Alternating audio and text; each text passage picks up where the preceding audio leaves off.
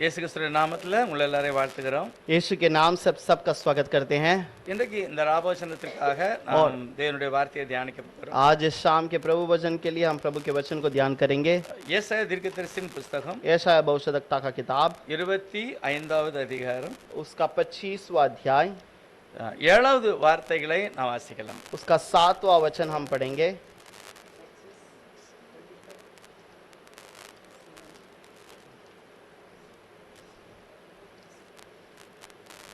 சகல ஜனங்கள் மேலுள்ள முக்காட்டையும் சகல ஜாதிகளையும் மூடியிருக்கிற மூடலையும் இந்த மலையிலே அகற்றி போடுவார். और जो पर्दा सब देशों के लोगों पर पड़ा है, जो घूंघट सब जातियों पर लटका हुआ है, उसे वह इसी पर्वत पर नष्ट करेगा। ஏசாயா தீர்க்கதரிசி பரிசுத்த ஆவியினுடைய நிறைவோடு இந்த வார்த்தையை எழுதியிருக்கிறார். यशायाह भविष्यद्वक्ता पवित्र आत्मा से भरपूर होकर इन ஒரு बातों को कहता குறிப்பிட்ட है। இடத்தையும் குறிப்பிட்ட மலையிலையும் நடக்க போகிறதை சொல்லுகிறார். एक चट्टान पर एक जगह पर होने वाली बात को वो प्रकट करता है இந்த மலைக்கு மேல ஆண்டவர் ஒரு பெரிய விடுதலையை செய்ய போகிறார். और इस पर्वत पर इस चट्टान पर प्रभु एक कार्य करने वाला है எல்லா ஜனங்களையும் மூடி இருக்கிற ஒரு முக்காடை கர்த்தர் எடுத்து போடுவார். और इस सारे जगह पर जो ढका हुआ एक पर्दे को प्रभु हटाने वाला है।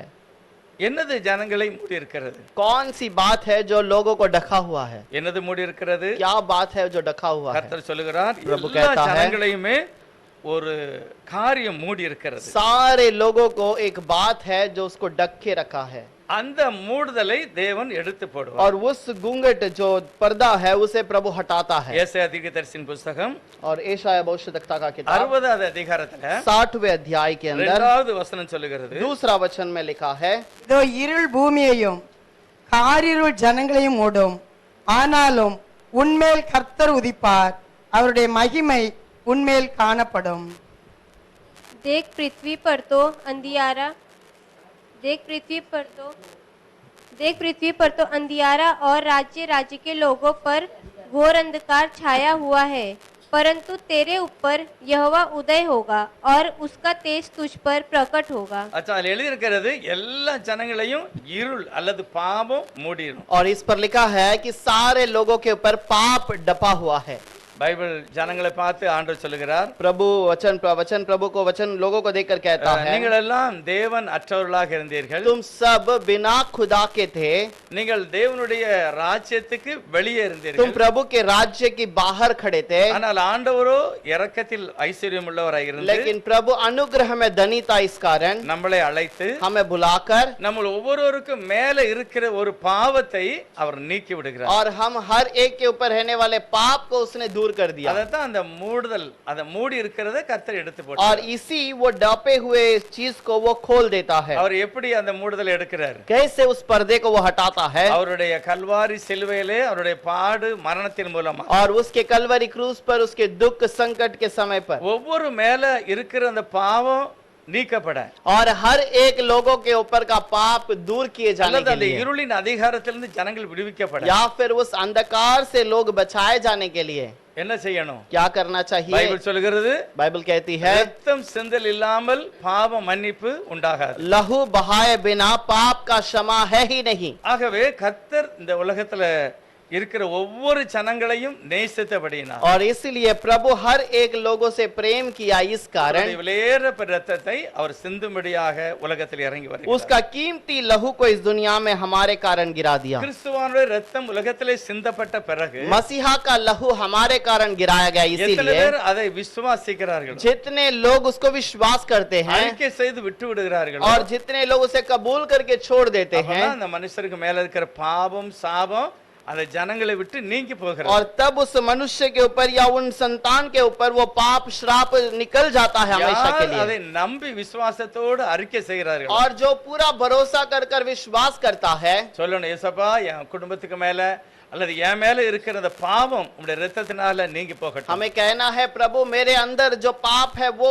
दूर हो जाना चाहिए, அப்பொழுது அந்த இரத்தம் அவர்களை சுத்திகரிக்கிறது. और सब वो पाप उनके ओर से वो शुद्ध किया जाता சிலர் है। என்ன சொல்வாங்கன்னா, முக்காடு எடுபடுகிறது அப்படின்னா और कुछ लोग कहते हैं जब पर्दा उखाड़ निकाल दिया जाता है, தலையில போடுகிற முக்காடை நினைப்பாங்க. और कुछ लोग को लगता है कि सर के ऊपर का घूंघट, அதை அந்த வார்த்தையை கர்த்தர் சொல்ல वो उस पर्दे के बारे में या उस ढापने के बारे में नहीं कहता।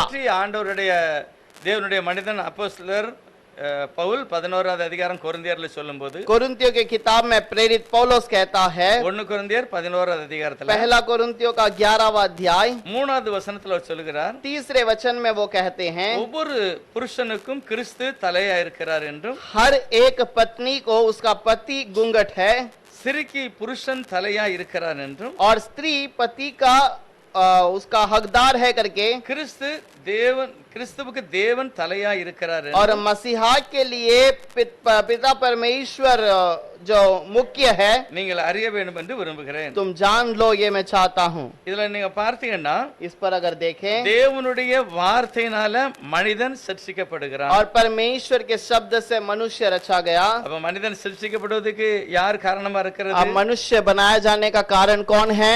தேவனே.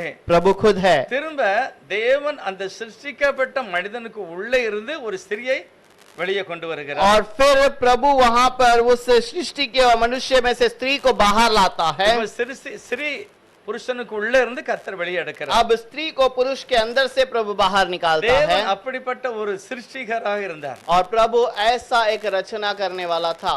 அவர் எப்படி படிப்படியாக சொல்றார், அவர் சிருஷ்டிகர். और वो एक कदम कदम पर कहता है कि वो रचना करता, மனிதர்களை ஆணும் பெண்ணுமாக சிருஷ்டித்தார். मनुष्य को स्त्री और पुरुष करके सृष्टि की। முதலாவது புருஷன் வெளிப்பட்டான், पहला पुरुष दिखाई पड़ा। திரும்ப கர்த்தர் மனிதன் தனித்திருப்பது நல்லதல்ல அப்படின்னு சொல்லிதான் ஸ்திரியை அவனுக்குள்ள இருந்து வெளியெடுக்கிறார். और उसके बाद मनुष्य अकेला रहना भला नहीं करके स्त्री को अंदर से बाहर लाता है। எல்லாவற்றையும் பார்க்கும்போது ஸ்திரீ புருஷனுக்குள்ள இருந்து வெளியே வருகிறார். और सबको दिखाने के समय पर स्त्री वहां मनुष्य से बाहर निकाली गई, மனிதன் கிறிஸ்துக்குள்ள இருந்து வெளியே और வருகிறார். मनुष्य प्रभु के अंदर से बाहर आया। எல்லாம் தேவன் அப்படி படைத்து வெளிப்படுத்தி, और ये सारी चीजों को प्रभु ऐसा रचना किया है। ஆனால் 4வது வசனத்தை சொல்லும்போது, लेकिन चौथे वचन में कहता ஜெபம் है, பண்ணும்போதாவது, जब प्रार्थना किए தீர்க்கதரிசனம் या சொல்லும்போதாவது भविष्यवाणी की जाती है, தன் தலையை மூடிக்கொள்ள வேண்டும் என்று பைபிள் சொல்லுகிறது. और स्त्री अपने सर को ढापना है करके कहा है। மூடுகிறது ஒரு துணியை வச்சு, और ढापना एक वस्त्र से होता है। இந்த முக்காடை வச்சு நிறைய சபைகள்ல பிரிவினை இருக்கிறது. और उस घूंघट के कारण बहुत सारे कलीसिया में गड़बड़ी है। பவுல் சொல்லுகிறார், உங்களுடைய முடிதான் உங்களுக்கு என்னது? முக்காடு. पौलुस कहता है तुम्हारा सर ही तुम्हारा जो घूंघट है, முடிதான் என்னது? तुम्हारा जो बाल है वही घूंघट है, முக்காடு. ये घूंघट है। ஆனால் நீங்க ஜெபம் பண்ணும்போது என்ன செய்யணும்? लेकिन प्रार्थना करने के समय पर क्या करना உன்னுடைய है? முக்காட்டை மூடு என்று பைபிள் சொல்லுகிறது. और तेरे सर उस सर को ढापना है करके लिखा है। அது தேவ சமூகத்துல உட்கார்ந்து இருக்குது ஒரு நல்ல மரியாதை. और वो परमेश्वर के समूह में बैठने का एक आदर की बात है। நீங்க முக்காடை போட்டு உட்கார்ந்தாலே எல்லாருக்கும் தெரியும் இவங்க ஜெபம் பண்ணதாங்க. और आप अगर घूंघट डालकर बैठते हैं तो बाहर से देखने वाले को लगेगा ये लोग प्रार्थना करते சபையில हैं। இருந்தாலும் உங்களுக்கு தெரிஞ்சுக்கணும், வீட்டுல முக்காடு போட்டு உட்கார்ந்தாலும் தெரிஞ்சுக்கணும். या कलीसिया पे रहेंगे या घर पे घूंघट से बैठे रहेंगे तो भी लोग पहचान लेंगे कि ये प्रार्थना में है। அது ஜெபம் பண்றதுக்கு ஒரு அடையாளம். ये प्रार्थना करने का एक चिन्ह है। அதுல ஒரு வாக்குவாதத்துக்கு அவசியம் இல்ல. और उस पे कोई वाद विवाद की बात है ही नहीं। ஆனா கர்த்தர் அதுல இன்னும் கொஞ்சம் கீழே வரும்போது சொல்லுகிறார், और थोड़ा नीचे पढ़ने के समय पर वचन कहता है, ஒருவேளை உங்களுக்கு முக்காடு போடுறதுக்கு இஷ்டம் இல்லன்னா, यदि तुम अपना सर को ढापना अच्छा नहीं समझते हो, முழுவதும் முடிய நீங்க என்ன செய்யலாம்? மொட்டை போட்டுறலாம். तुम अपने सर के पूरा बाल को निकाल दो। இது உலக பிரகாரமான ஒரு காரியத்தை சபையில் இருக்கிற ஒழுங்கை கர்த்தர் சொல்லுகிறார். और ये कलीसिया की एक नेक बात को प्रभु कहता है। ஆனால் ஏசாயா 25வது அதிகாரம் लेकिन एशाया 25वां अध्याय के अंदर 7வது வசனத்துல 7वां वचन पर எல்லா ஜனங்களுக்கும் ஒரு மூடி இருக்கிறது. और सारे लोगों के ऊपर एक पर्दा डाप के எல்லா रखा गया है। ஜனங்களையும் ஒரு பாவம் மூடி இருக்கிறது. सारे लोगों के ऊपर पाप डापा हुआ है। அதை எடுப்பதற்கு தேவன் தன்னுடைய இரத்தத்தையே சிந்துகிறார். और उसे निकालने के लिए प्रभु अपने लहू को बहा देता அதுக்கு है। தான் தேவன் இந்த மனிதனாக இந்த உலகத்துல வருகிறார். इसी कारण प्रभु मनुष्य के रूप में उतर कर आया। ஏசாயா 25ல 8வது வசனம், एशाया 25 के अध्याय के अंदर 8वां वचन, அவர் மரணத்தை ஜெயமாக விழுங்குவார். கர்த்தராகிய தேவன் எல்லா முகங்களிலும் இருந்து கண்ணீரை துடைத்து தமது ஜனத்தின் நிந்தையை பூமியில் இராதபடிக்கு முற்றிலும் நீக்கி விடுவார். கர்த்தரே இதை சொன்னார். वह मृत्यु का सदा के लिए नाश करेगा और प्रभु यहोवा सबों के मुख पर से आंसू पोंछ डालेगा और अपनी प्रजा की नाम धराई सारी पृथ्वी पर से दूर करेगा, क्योंकि यहोवा ने ऐसा ही कहा है. கர்த்தர் இந்த இடத்துல என்ன சொல்றாரு அப்படின்னா, प्रभु यहाँ पर क्या कहता है? அவர் மரணத்தை ஜெயமாக விளங்குவார். वो मरण को जय के समान निगल जाता है. மரணம் அப்படின்னா சாத்தானுடைய அதிகாரம். और मरण का मतलब शैतान का एक अधिकार. மனிதர்கள் அந்த சாத்தானுக்கு செவி கொடுத்ததுனாலதான் और मनुष्य शैतान के बातों को देने के कारण மரணத்துக்கு அதிகாரியான சாத்தானுடைய அந்த கிரியை மனிதனுக்கு மேல வருகிறது. और मनुष्य जो शैतान के बातों का अधिकार के कारण उसका फल उसके ऊपर आ जाता है. மரணம் எல்லா ஜனங்களுக்கு மேல வருகிறது. और मरण सारे लोगों के ऊपर आ जाता है. ஆனா பாவத்தின் சம்பளம் மரணம். लेकिन पाप का प्रायश्चित मरण है. அவனுக்கு பாவ மன்னிப்பு இல்லை என்றால், अगर पाप का क्षमा है ही नहीं, அவன் நரகத்துக்கு போகிறவனாய் वो இருக்கிறான். नरक की ओर चला जाता है. பாவ மன்னிப்பு எப்படி ஒரு மனுஷனுக்கு अब கிடைக்கிறது? पाप का क्षमा एक मनुष्य को कैसे मिलता है? புண்ணிய ஸ்தலத்துல அல்ல, कोई पवित्र स्थान में जाने से नहीं, ஆடு மாடு பலியில அல்ல, या फिर कोई बैल या कोई बकरी बलि करने से नहीं, பரிசுத்தமான ரத்தம் சிந்ததுல பாவ மன்னிப்பு இருக்கிறது. पवित्र लहू गिराए जाने के कारण पाप का क्षमा किया जाता है. உலகத்துல பரிசுத்தம் யாருமே இல்ல. और दुनिया में पवित्रता में कोई नहीं है. ஆகவே பரமபிதாவே பரிசுத்தமான தேவன் மனிதனாக இறங்கினார். इसलिए परम पिता परमेश्वर खुद मनुष्य के रूप में जन्म लेकर आया மனிதனுக்காக தன்னுடைய ரத்தத்தை சிந்துகிறார். और वो खुद मनुष्य के लिए अपने लहू को बहा दिया. ரத்தம் சிந்தல் இல்லாமல் பாவ மன்னிப்பு இருக்காது. लहू बहाए बिना पाप का क्षमा है ही नहीं. அது தேவனுடைய ரத்தத்தினால மீட்பு. और वो प्रभु के लहू के कारण उसके कारण छुटकारा है. அதனால எந்த மனிதனாலும் சரி, इसलिए कोई भी मनुष्य क्यों ना रहे, பாவ மன்னிப்புக்கு எதுவும் பிரயாசப்பட தேவையில்லை. और पाप के क्षमा के लिए कोई मेहनत करने की आवश्यकता नहीं, ஒரு காரியமே வேண்டாம். और कुछ देने की जरूरत नहीं. விசுவாசமே காரணமா இருக்கு. विश्वास ही उसका कारण है. இயேசு கிறிஸ்துவின் ரத்தம் சகல பாவங்களை நீக்கி சுத்திகரிக்கிறது. यीशु मसीह का लहू सारे पापों को धोकर शुद्ध करता அது है, இலவசமாக, और वो मुफ्त में दिया गया है, கிருபையாக वो கிடைக்கும். अनुग्रह से दिया गया है, ஒரு தாம் கொடுக்க வேண்டாம். और उसके लिए कोई मोल देने की आवश्यकता नहीं. பைபிள் சொல்லுகிறது பிரஜாபதி தேவன் மனிதனாக और வருகிறார். बाइबल कहती है प्रजापति परमेश्वर मनुष्य के रूप में जन्म लिया ரத்தம் சிந்தும்படியாக. और अपने लहू को गिरा देने के ஆகவே लिए அது இரக்கமாய் இலவசமாக கர்த்தர் वो தருகிறார். अनुग्रह से दया से लोगों को दिया गया है. மரித்த ஆண்டவர் திரும்ப மூன்றாவது நாள் உயிரோடு எழுப்பப்பட்டார். और मरने के बाद तीसरे दिन परमेश्वर फिर से जी उठा है. பரிசுத்த ஆவியானவர் சொல்லுகிறார், पवित्र प्रभु कहता है இயேசு மரித்தது என்னுடைய பாவத்துக்காக, यीशु जो मर गया था वो मेरे पाप के कारण, அவர் உயிரோடு எழுந்தது என்னை நீதிமானாய் और மாற்றுவதற்காக. वो फिर से इस कारण जी उठा ताकि मुझे वो धर्मी ठहराए. ஆகவே மனிதர்கள் பாக்கியவான். और इसलिए मनुष्य धन्य है, அவர்களுக்கு செய்ய வேண்டிய எல்லாம் செய்தாகிவிட்டது. और उसके लिए जो भी कार्य करना था वो सारा सब कुछ उसने क्रूस पर कर மரண दिया. பயத்தை கர்த்தர் நீக்குகிறார். मरण का भय को परमेश्वर दूर करता है, பாவங்களை இயேசு கிறிஸ்து ரத்தம் மாற்றுகிறார். और श्राप को यीशु मसीह का लहू बदल देता है. ரத்தம் சிந்தல் இல்லாமல் பாவ மன்னிப்பு இல்ல. लहू बहाए बिना पाप का क्षमा नहीं. ஆகவே ஆண்டவருடைய ரத்தம் நம்மளை மீட்டு கொண்டது. इसीलिए प्रभु का लहू हमें छुटकारा देता है. எபிரேயர் 2வது அதிகாரம் சொல்லுகிறது, इब्रानियों का दूसरे अध्याय में लिखा है, மரணத்துக்கு அதிகாரியான பிசாசானவனை और मरण का अधिकार जो शैतान है இயேசு கிறிஸ்துவின் மரணத்தினாலே यीशु मसीह के लहू के कारण ஜெயிக்கும்படியாக और जय पाने के लिए அவர் மரணம் அடைந்தார். वो मरण को ले लिया. இயேசுவானவர் மரித்தது பாவத்திற்காக, और यीशु मसीह जो मर गया था वो पाप के कारण, திரும்ப உயிர்த்தது என்னை நீதிமானாய் और वो மாற்றினார். फिर से जो जी उठा है मुझे धर्मी बनाने के लिए. ஏசாயா 25வது அதிகாரம் यशायाह 25वां अध्याय 8வது வசனம், அவருடைய மரணத்தினாலே ஒரு ஜெயம். 8वां वचन में लिखा है वह मृत्यु के कारण एक जय मिलता है, பாவத்துக்காக அழுகிறவருடைய கண்ணீரை கர்த்தர் துடைக்கிறார். और पाप के क्षमा के लिए प्रभु उस जो आंसू को पोंछता है. எல்லா ஜனங்களுக்குள்ள இருக்கிற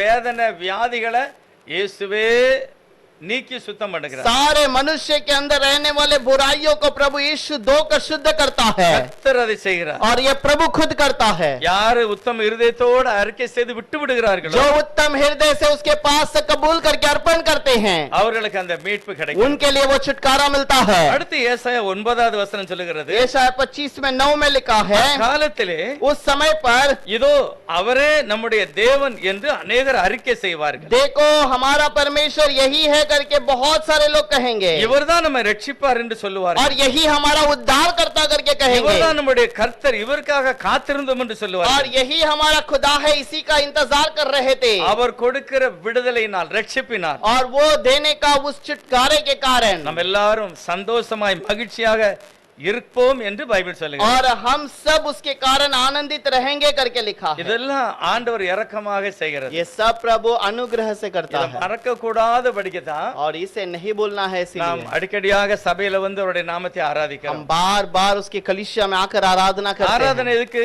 आराधना किस लिए? நாம் திரும்பவும் தேவனை நினைவு கூறும்படி. मैं फिर से प्रभु को याद करना चाहिए புதிய ஏற்பாட்டுல வரும்போது எல்லா வீடுகளிலேயும் அந்த ஜெபம் செய்யும்படி கர்த்தர் और சொல்கிறார். नए नियम के अंदर प्रभु कहता है हर घर पर वो प्रार्थना होनी चाहिए। உங்க என்னுடைய வீடு என்ன செய்யணுமா? தேவனுடைய ஆலயமாக விளங்க வேண்டும். मेरा घर प्रभु का भवन कहलाना चाहिए, ऐसा घर होना चाहिए। ஒரு இடத்துல இல்ல, எல்லா வீடுகளிலும் கர்த்தருடைய நாமம் ஆராதிக்கப்படும். एक जगह पर नहीं, हर घर पर प्रभु की आराधना करना எங்க है। துதி ஸ்தோத்திரம் உண்டோ அங்க விடுதலை இருக்கு. जहाँ स्तुति आराधना है वहाँ पर प्रभु की नाम की महिमा है। தடைகளை கர்த்தர் மாற்றி போடுகிறார். रुकावट को प्रभु बदलता है, குறைவானதை கர்த்தர் நிறைவாய் जो மாற்றுகிறார். कमी घटी है उसे प्रभु दूर करता है। இது எப்படி கர்த்தர் கொடுக்கிறார் और அப்படின்னா, इसे प्रभु कैसे देता है? எபிரேயர் 4வது அதிகாரத்துல इब्रानियों का 4था अध्याय 16வது வசனத்துல பவுல் பேசுகிறார். और उसके अंदर 16 वचन पे पौलुस कहता है, ஆதலால் நாம் இரக்கத்தை பெறவும் ஏற்ற சமயத்தில் சகாயம் செய்யும் கிருபையை அடையவும் தைரியமாய் கிருபாசன தண்டையில் சேர கடவோம். इसलिए आओ हम अनुग्रह के सिंहासन के निकट हियाव बांधकर चले कि हम पर दया हो और वह अनुग्रह पाए जो आवश्यकता के समय हमारी सहायता करे। அச்சா அதை எல்லாம் பெற்றுக்கொள்வதற்கு எங்க போகணுமா? वो सब पाने के लिए कहाँ जाना है? கிருபாசன தண்டையில போகணும். और अनुग्रह के आसन पर। கிருபாசனம் எங்க இருக்கு? अनुग्रह का आसन कहाँ पर है? காலத்துல தேவனுடைய ஆலயத்துல தான் இருந்தது. एक समय पर प्रभु के भवन के अंदर था அது மறைக்கப்பட்டிருந்தது. और वो छुपाया हुआ स्थान में யாரும் था, அங்க போக முடியாது. कोई उस जगह पर नहीं जा सकता யாராவது था। பார்த்தா அது செத்து போயிடுவாங்க. यदि कोई उसे देखेगा तो वो मर जाएगा। ஆனால் இயேசுவானவர் அந்த மலையில பலியான பிறகு लेकिन यीशु मसीह उस पहाड़ पर बलि होने के बाद மனுஷனுக்கும் தேவனுக்கும் மத்தியில இருந்த அந்த தடுப்பு எடுபட்டு போயிட்டு और मनुष्य और प्रभु के बीच में रहने वाला वो बंधन टूट गया है। மூடுகிறதை கர்த்தர் எடுத்து उस போட்டார். पर्दे को प्रभु ने वहां से हटा दिया है। இப்ப சொல்லுது, நீ தைரியமா இயேசுநாதர் கூட கிட்ட போகலாம். अब कहता है कि तू धैर्य से प्रभु के निकट तक आ அங்க सकता நீங்க है தேவ சத்தத்தை கேட்கலாம். और वहां पर तू प्रभु की आवाज को सुन सकता है அப்படியே மன உடைந்து அவருடைய சமூகத்துல நம்முடைய விண்ணப்பத்தெல்லாம் சொல்லலாம். और वैसे मन खोल कर अपने मन की सारी बातों को कहता है। யோபு அப்படிதான் சொல்லுகிறார். अय्यूब वैसे ही कहता है, ஆண்டவரே நீர் இருக்கிற இடம் எனக்கு தெரியாது. हे प्रभु तू जहाँ पर रहता है मुझे पता नहीं। அந்த இடம் தெரிஞ்சா நானே வந்து அழுது என்னுடைய நியாயத்தை நான் சொல்லுவேன். यदि पता होता तो मैं खुद रोकर आकर तेरे पास में अपने सारी कमियों को बता देता என்னுடைய நியாயத்தை நான் சொல்லுவேன். और मेरा न्याय के बातों को मैं कहता। ஆனா புதிய ஏற்பாட்டுகளை பார்த்து பாருங்க. लेकिन नए नियम को देखिए அவங்க வீடுகள்ல और अपने अपने घर पर நல்ல முழங்கால் படிட்டு अच्छे से घुटने में रहकर மனம் திறந்து தெய்வ சமூகத்துல நம்ம என்ன செய்யலாம்? मन खोल कर हम प्रभु के पास बता सकते கண்ணீர் हैं, வடிக்கலாம். आंसू बहा सकते हैं। கர்த்தர் நம்முடைய நம்ம மேல கவனம் உள்ளவராய் प्रभु हमारे ऊपर ध्यान लगाए रहता மல்கியா है। தீர்க்கதரிசி சொல்லுகிறாரு, मलाकी के किताब में कहता है, நல்லதுக்கு காலமே இல்லன்னு சொல்லாத, भलाई के लिए कोई समय है ही नहीं करके मत कहना, பொல்லாதவனுக்கு தான் நல்ல காலம்னு சொல்லாத. बुरे लोगों का भला समय है करके मत कहना। நான் தேவனுடைய பிள்ளையை கவனிக்கிறேன். और मैं प्रभु को बच्चों को देखता நீங்க हूँ கூடி ஜெபம் பண்ணும்போது அல்லது பேசுகிற வார்த்தைகளை நான் கவனிக்கிறேன். और तुम जब बातें करते हो, तुम जब मिलकर प्रार्थना करते हो, मैं सुनता हूँ, அதை நான் மறக்க மாட்டேன். उसे मैं नहीं बोलता। அதெல்லாம் நான் நோட் பண்ணி वो வச்சிருக்கிறேன். सारे बातों को मैं लिख के रखता ஆகவே हूँ, நீங்க பயப்படக்கூடாது. इसलिए डरना नहीं। ஒரு நாள் வருகிறது, एक समय आता है பரிசுத்தத்துக்கும் அசுத்தத்துக்குள்ள வித்தியாசத்தை நீங்கள் கண்டு पवित्रता और अशुद्धता का भाग को अलग अलग करने वाला है। ஆராதிக்கிற ஜனங்களும் ஆராதிக்காத ஜனங்களுக்குள்ள வித்தியாசத்தை தெரியும். प्रभु को आराधना करने वाला और आराधना नहीं करने वालों का अंतर दिखेगा கர்த்தர் நிச்சயமாக வெளிப்படுத்துவார் அப்படிங்க. और प्रभु जरूर उसे प्रकट करेगा। தேவன் நிச்சயமாக அந்த மகிமையான காரியத்தை நமக்கு வெளிப்படுத்துவார். प्रभु जरूर उस महिमा की बात को हमारे सामने रखता है। ஏசாயா 28வது அதிகாரம் यशायाह 28वां अध्याय 28ல 13வது வசனத்தை வாசிக்கணும். यशायाह 28 के अंदर 13वां वचन पढ़ेंगे। इसलिए यहोवा का वचन उनके पास आज्ञा पर आज्ञा, आज्ञा पर आज्ञा, नियम पर नियम, नियम पर नियम है, थोड़ा यहाँ थोड़ा वहाँ, जिससे वे ठोकर खाकर चित्त गिरे और घायल हो जाए और फंदे में फंसकर पकड़े जाएं। ஆதலால் அவர்கள் போய் பின்னிட்டு விழுந்து நொறுங்கும்படிக்கும் சிக்குண்டு பிடிபடும்படிக்கும் கர்த்தருடைய வார்த்தை அவர்களுக்கு கற்பனையின் மேல் கற்பனையும் கற்பனையின் மேல் கற்பனையும் பிரமாணத்தின் மேல் பிரமாணமும் பிரமாணத்தின் மேல் பிரமாணமும் இங்கே கொஞ்சமும் அங்கே கொஞ்சமுமாக இருக்கும். இல்ல கர்த்தர் என்ன சொல்கிறாரு? इस पर क्या कहता है प्रभु? ஆண்டவர் தன்னுடைய ரட்சிப்பின் வசனத்தை, प्रभु अपना उद्धार का वचन அல்லது को அவருடைய அன்பை या फिर उसके प्रेम நம்ம को எப்படி தெரிஞ்சுக்கிடலாம்? हम कैसे पहचान सकते हैं? எப்படி புரிந்துகிட முடியும்? कैसे हम समझ सकते हैं? எத்தனை பேருக்கு புரியுது? कितने लोगों को समझ में आता है? தேவன் தன்னுடைய அன்பை வேதாகமத்தில் வச்சிருக்கிறாரு. प्रभु अपने प्रेम को इस कलाम में ही रखा है। அது நமக்காக தான் வச்சிருக்கிறாரு. वो हमारे लिए ही रखा है, அத நேரடியா போய் நீங்க அதை பெற்றுக்கொள்ள முடியாது. लेकिन सीधे से जाकर उसे पा नहीं सकते हो। தேவன் அங்கும் இங்குமாக எழுதி வைத்திருக்கிறார். प्रभु उस वचन को यहाँ थोड़ा वहाँ थोड़ा लिख के रखा है। ஆகவே தேவனே நீர் எங்களுக்கு விளக்குமையா என்று சொல்லும்போது और इसलिए जब हम प्रभु से कहते हैं प्रभु आप ही इस वचन को मुझे समझाइए, எழுதினவர் ஆவியானவர் அவர் நமக்கு விளக்கி और காண்பிப்பார். जिसने लिखा है वही पवित्र आत्मा आपको उसे सही से सिखाएगा। யாருக்கு அந்த ஆசை இல்லையோ அவங்களுக்கு அங்க இங்குமா இருக்கும் அது விளங்காது. आज जिन लोगों के लिए उसकी लालसा नहीं है उनके लिए वो यहाँ वहाँ पड़ा रहेगा और उन्हें समझ में भी नहीं आएगा।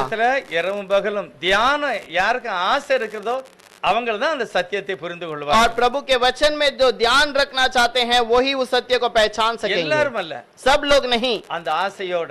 और उस इच्छा के साथ। இயேசு கிறிஸ்து ஒரு முறை அந்த பட்டணத்துல நடந்து போகும்போது और यीशु मसीह एक बार उस गांव में चलकर जाने के நிறைய समय பேர் पर அவரை உரசினாங்க, தள்ளுனாங்க, நெருக்கினாங்க. बहुत सारे लोगों ने उसके चारों ओर से दबाए, उसको यहाँ वहाँ धक्का देकर चल रहे थे। ஆனா ஒரே ஒரு சகோதரி மட்டும் लेकिन एक स्त्री ने, நான் அவரை தொடுவேன் அப்படின்னு, और वो सोच रही थी कि मैं उसे छूंगी, ஒரு வஸ்திரத்தின் ஓரத்தை நான் இயேசு கிறிஸ்துவின் வஸ்திரத்தை தொடுவேன் அப்படின்னு, और उसके शरीर के वस्त्र के कपड़े के कोने में मैं छूंगी। அவர் மட்டும்தான் அந்த அற்புதத்தை தன்னுடைய வாழ்க்கையில அனுபவித்தார். केवल उसी ने उस चमत्कार को अपने जीवन में महसूस किया। இயேசுவை நெருக்கின அத்தனை பேருக்கும் அல்ல, यीशु मसीह को दबा कर चलने वाले सबके लिए नहीं, இயேசுவானவரை தொட்ட எல்லாருக்கும் அல்ல. यीशु मसीह को छूने वाले हर एक को नहीं। எத்தனை பேர் அந்த வல்லமையை அனுபவிக்க வேண்டும் என்று வாஞ்சையோட ஆசையோட இருந்தாங்களோ அவங்க மட்டும்தான் ஆசீர்வாதத்தை அனுபவித்தார்கள். जितने लोगों ने इच्छा किया कि मैं उस अभिषेक को अनुभव करना चाहिए, उस विश्वास से जो उन्होंने पाया है, அவங்க தான்.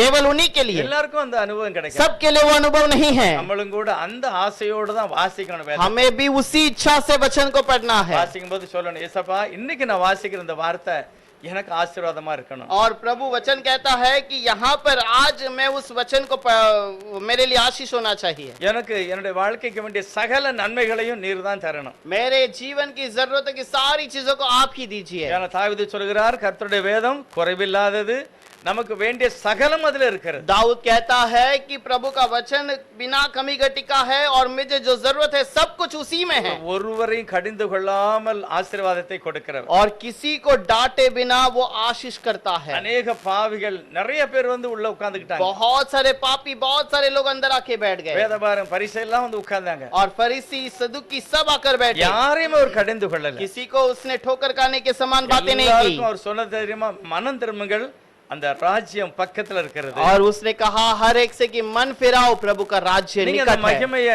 அனுபவிக்கலாம். उस महिमा को अनुभव करो। இயேசு உங்க வீட்டுக்குள்ள ராஜாவா இருப்பார். यीशु मसीह आपके घर के अंदर राजा बनकर रहेगा, பக்கத்துல இருக்கிறது. और तो घर के निकट पर அந்த रहेगा। அனுபவத்தை எல்லாருக்கும் சொன்னார். वो अनुभव को सबके लिए कहा। எல்லாரும் அதை ஏற்றுக்கொண்டார்களா? सब लोगों ने क्या उसे स्वीकार किया? யாரெல்லாம் அதை உண்மையிலே அதை வாஞ்சையோட கேட்டாங்களோ அவங்களுக்கு தான் அந்த அனுபவம் இருந்தது. और जो भी अपने पूरे इच्छा से उसे देखा उन सबको मिला। எல்லாருக்கும் அந்த ஆசீர்வாதம் கிடைக்கல. सबके लिए वो आशीष नहीं है। பைபிள் சொல்லுகிறது, और बाइबल कहती है கர்த்தருடைய வேதத்தை தேடி வாசியுங்கள், परमेश्वर के वचन को ढूंढ कर पढ़ो, கர்த்தருடைய ஆவியானவர் அதை தெளிவுபடுத்தி தருவார். और प्रभु का वचन जो है उसे समझा कर सिखाएगा। கடைசி ஒரு வசனம் வாசிக்க போறோம். आखिर में एक वचन पढ़ेंगे, வெளிப்படுத்தல் விசேஷம் முதல் அதிகாரம், प्रकाशित वाक्य முதல் அதிகாரத்துல पहला अध्याय 6வது வசனம். उसका 6 वचन। Revelation. நம்மிடத்தில் அன்பு கூர்ந்து தமது இரத்தத்தினாலே நம்முடைய பாவங்களற நம்மை கழுவி தம்முடைய பிதாவாகிய தேவனுக்கு முன்பாக நம்மை ராஜாக்களும் ஆசாரியர்களும் ஆக்கின அவருக்கு மகிமையும் வல்லமையும் என்றென்றைக்கும் உண்டாயிருப்பதாக ஆமென்.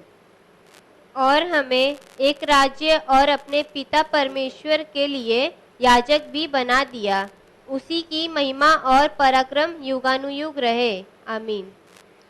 தேவன் நம்மிடத்தில் அன்பு கூர்ந்தார், परमेश्वर हमसे प्रेम किया அவருடைய இரத்தத்தினாலே நம்முடைய பாவங்களை நம்மை விட்டு கழுவினார், और हमारे पाप को धोने के लिए हमें धोकर शुद्ध किया, தம்முடைய பிதாவாகிய தேவனுக்கு முன்பாக நம்மை ராஜாக்களா ஆசாரியர்களாக நிப்பாட்டினார். अपने पिता के सामने हमें याजक और राजा बनाया। இப்படி செய்த அவருக்கு தான் எல்லா வல்லமையும் மகிமையும் நாம் சொல்ல வேண்டும். और ऐसे करने वाले हर एक को वो महिमा और आदर है। ஆமென். அப்படியே நடக்கும். आमेन, वैसा ही होगा। ஆகவே அவர் சர்வத்தையும் சிருஷ்டித்து ஆளுகிறவர், और इसीलिए वो सबको सृष्टि करके राज्य करता है, எல்லாத்தையும் நேசிக்கிற ஆண்டவர். सबसे प्रेम करने वाला அவருடைய प्रभु। வசனம் ஊற்றுண்ட பரிமளதலம் போல ஊற்றப்படுகிறது. और उसका वचन जो है तेल के समान उंडेला गया எத்தனை है, பேர் அதை ஏற்றுக்கொள்கிறார்களோ அவங்களுக்கு தான் ஆசீர்வாதம். और जितने लोग उस वचन को स्वीकार करते हैं उनके लिए आशीष है। வெளிப்படுத்தல அடுத்து சொல்லுகிறது, प्रकाशित वाक्य में आखिर ஏதோ में ஒரு कहा மேகங்களுடனே வரப்போகிறார். वो बादलों पे आने वाला है, அவரை ஏற்றுக்கொள்ளாதவர்கள் அவரை குத்தின எல்லாரும் கண்டு புலம்புவார்கள். और उसको ठोकर करने वाले हर एक अपने आप पे कूस कर रोएंगे, ஆனால் அவர் அண்டிக் கொள்ளுகிறவர்கள் பாக்கியவான். लेकिन उसको पकड़े रहने वाले धन्य हैं। அவரே இருந்தவர் இருக்கிறவர் வருகிறவர் சர்வ வல்லம் உள்ளவர். और वही आने वाला और जो है जो था जो आने वाला है वही सर्वशक्तिमान है। அவரே சொல்கிறார், நான் அல்பா நான் ஒமேகா, वही कहता है मैं ही अल्फा और ओमेगा हूँ, நான் தான் ஆதி நான் தான் அந்தம். मैं ही आदि और मैं ही अंत भी हूँ। அப்படிப்பட்ட தெய்வம் நம்ம மேல இருக்கிற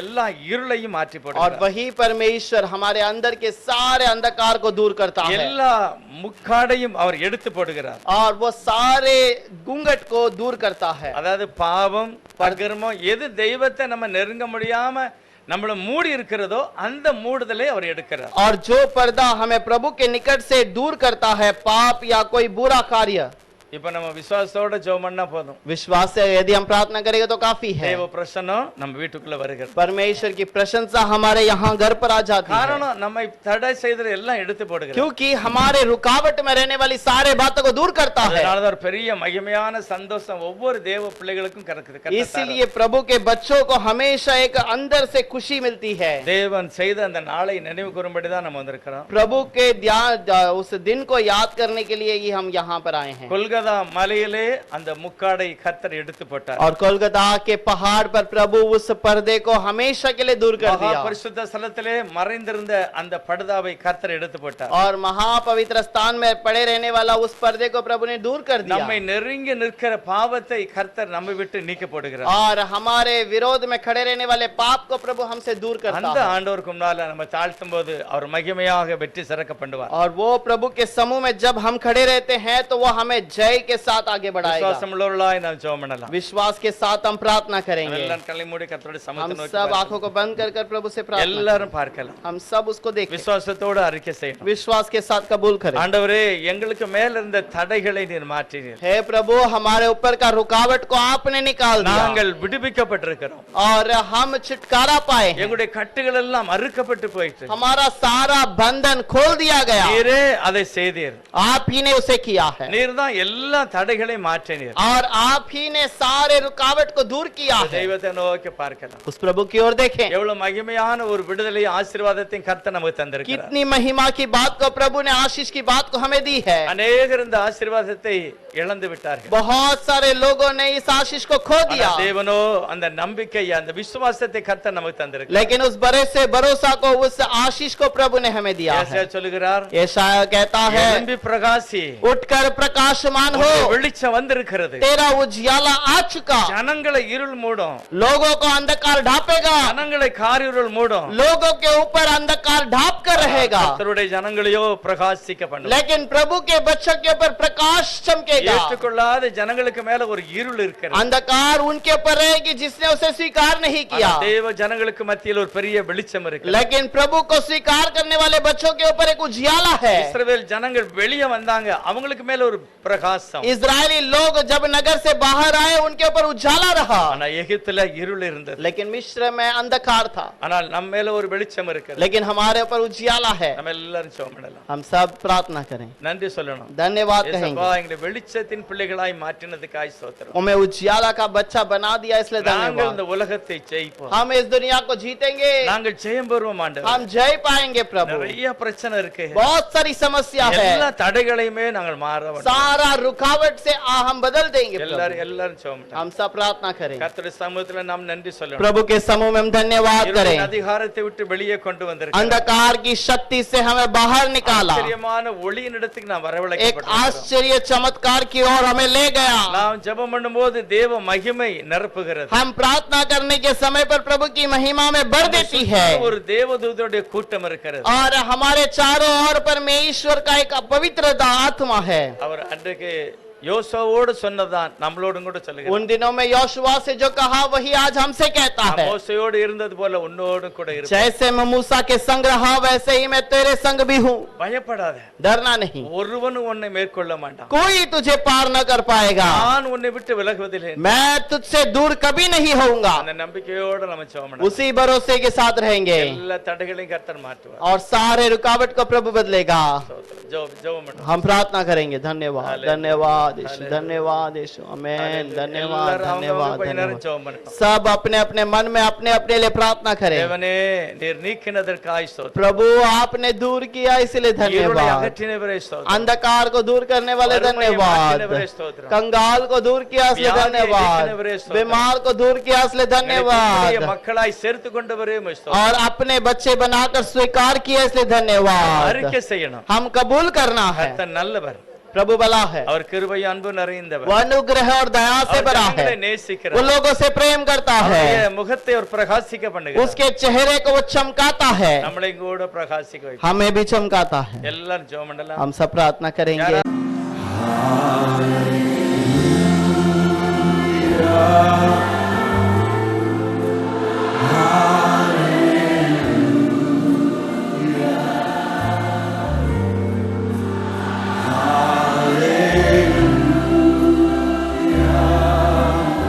Thank you, Jesus.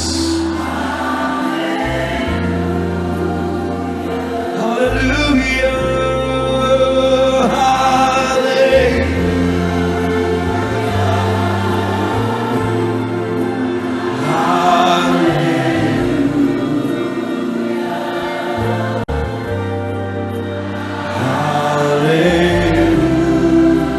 Hallelujah. Hallelujah. Come on, let's sing. Thank you, Jesus. Thank you, Jesus. Thank you, Jesus.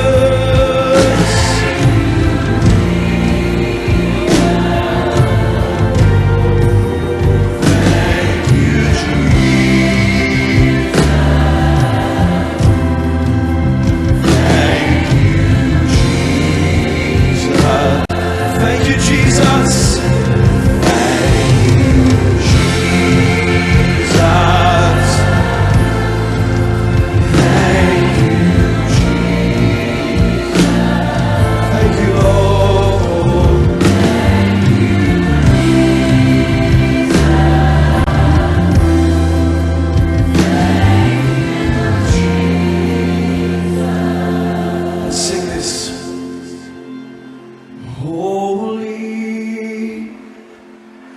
Oh,